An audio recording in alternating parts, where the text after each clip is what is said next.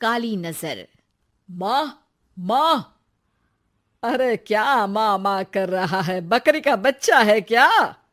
अरे माँ, मजाक छोड़ो। मुझे फाइनली वो मेन चौराहे वाली दुकान मिल गई है। अब देखना, आपका बेटा दुगनी स्पीड से पैसा कमाएगा। उफ, ये क्या? मेरी ऑनलाइन मेकअप क्लास चल रही है। इतनी जोर से क्यों बोल रहे हो आप दोनों? अरे मेरी धर्म पत्नी जी, मेकअप क्लास बाद में करना। वो चौराहे वाली दुकान मिल गई है हमको। अरे वाह! रुको, मैं अपनी माँ को फोन लगाकर बता देती हूँ।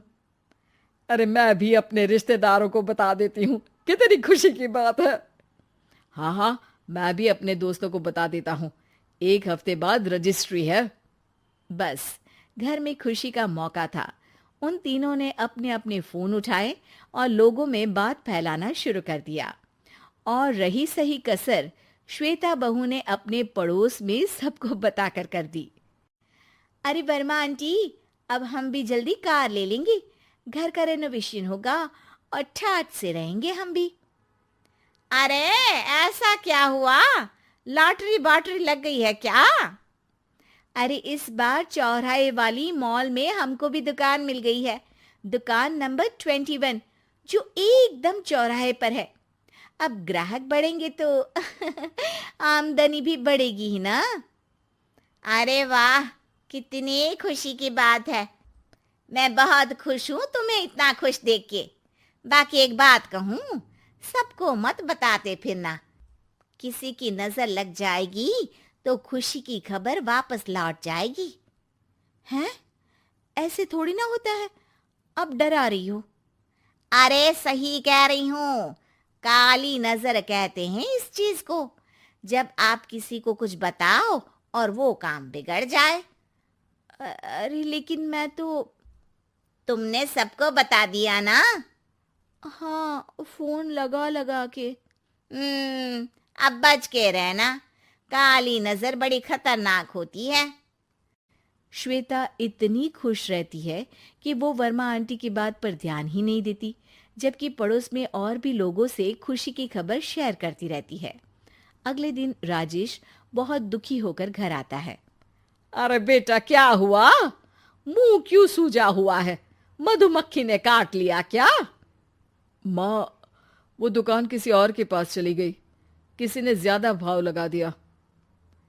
अरे पर बात तो आपसे हुई थी ना उस दुकान वाले की। हाँ, आज मैं टोकन अमाउंट देने गया था, तब मुझे पता चला। कोई आकर सुबह मुझसे पहले ही ज्यादा अमाउंट दे गया। काली नजर। क्या? क्या कहा? वर्मा आंटी ने समझाया था कि किसी को बताना मत, वरना काली नजर लग जाएगी। अच्छा, तुम्हें उनकी बात मान लेनी चाहिए थी। उनकी बात मान लेती, लेकिन उसके पहले ही सबको बता चुके थे ना हम तीनों। अरे अगली बार से ध्यान रखेंगे। कोई भी नई चीज होगी तो किसी को नहीं बताएंगे।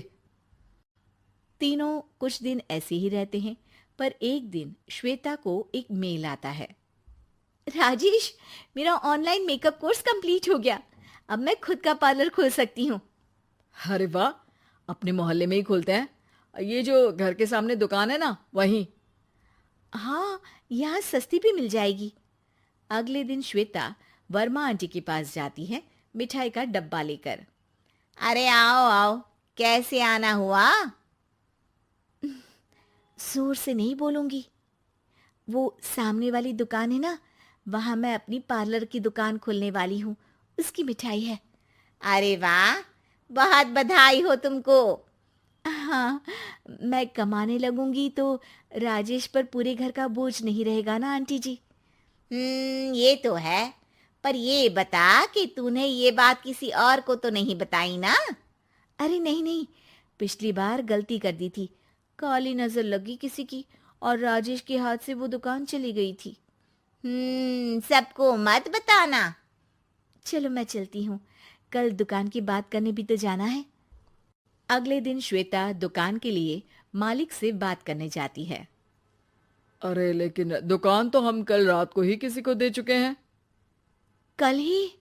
हाँ, कल ही। 2 दिन बाद कोई यहाँ पार्लर भी खोल लेगा। अब कहीं और दुकान देख लीजिए। अरे पर हमको भी तो पार्लर ही खोलना था। हाँ भाई, ये एक ही दुकान है, आधी आधी तो नहीं दे सकता ना मैं। राजेश और श्वेता घर पर हताश होकर आ जाते हैं। इस बार तो किसी को बताया भी नहीं था, अब किसकी काली नजर लग सकती है। सुनो, तुमने माँ को बताया था क्या? अरे कैसी बात कर रही हो, माँ की नजर थोड़ी ना लगेगी।